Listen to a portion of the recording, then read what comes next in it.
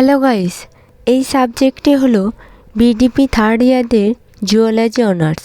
এখানে আমরা জুওলজি সাবজেক্টের 11, 13 অ্যান্ড 14 পেপারগুলি দিয়েছি।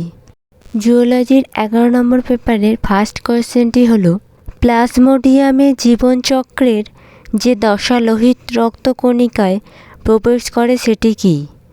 এর অ্যান্সার হয়ে যাবে অপশান বি, মেরো জয়েন্ট।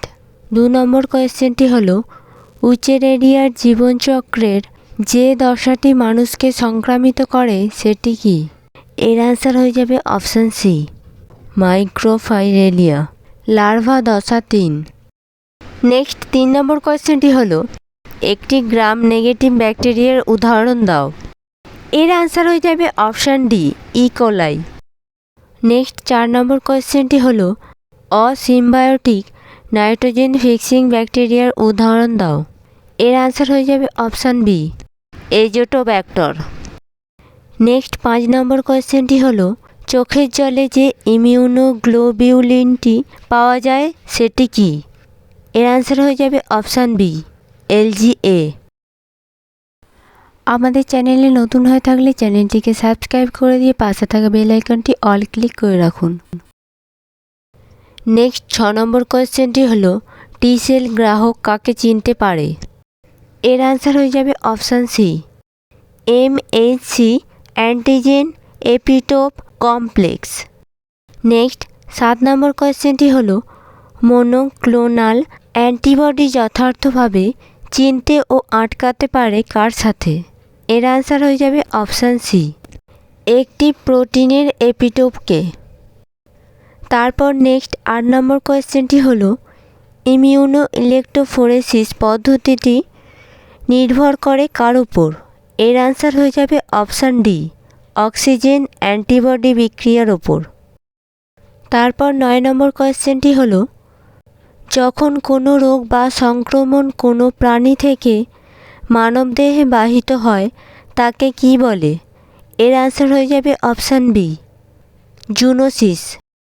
তারপর 10 নম্বর কোয়েশ্চেনটি হলো ইচিনোকোকাস গ্রানুলোসাস এর নিশ্চিত পোষক কে? এর অ্যান্সার হয়ে যাবে অপশান ডি, কুকুর। এরপর আমরা জুওলজি 13 অ্যান্ড 14 কোয়েশ্চেন অ্যান্সারগুলি পরস্পর আলোচনা করব। এখানে প্রথম 1 নম্বর কোয়েশ্চেনটি হলো রেনিন এনজিওটেনসিন প্রক্রিয়া কি নিয়ন্ত্রণ করে?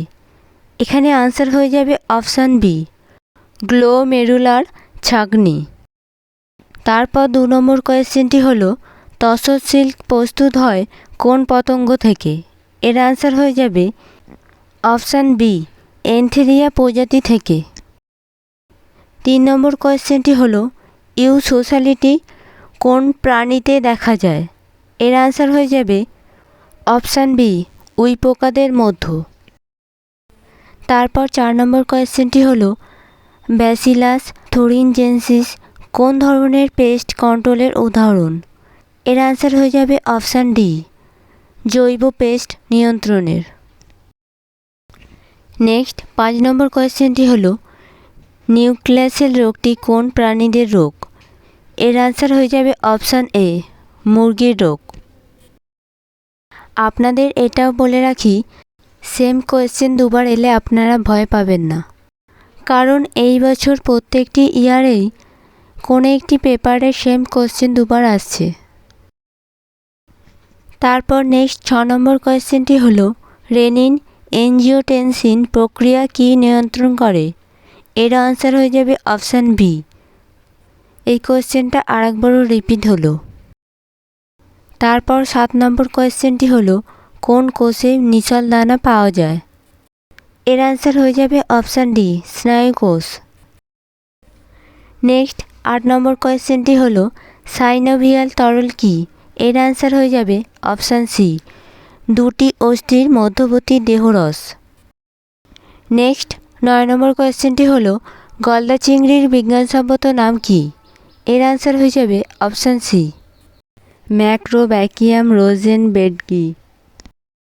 তারপর নেক্সট 10 নম্বর কোয়েশ্চেনটি হলো পোনা মাছের প্রণোদিত প্রজননে ব্যবহৃত হরমোনের নাম কি? এর আনসার হয়ে যাবে option C, human chorionic gonadotropin. আপনাদের যাতে কোনোভাবে বুঝতে অসুবিধা না হয় তাই আমরা কোয়েশ্চেন আনসারগুলি বলে দিচ্ছি। অনেকেই আমাদের কমেন্ট করে জানিয়েছিলেন, তাই আমরা কোয়েশ্চেন আনসারগুলি দিলাম। আপনারা ভিডিওটি বন্ধুদের সাথেও শেয়ার করে দেবেন এবং ভিডিওটিতে একটি লাইক করে দেবেন।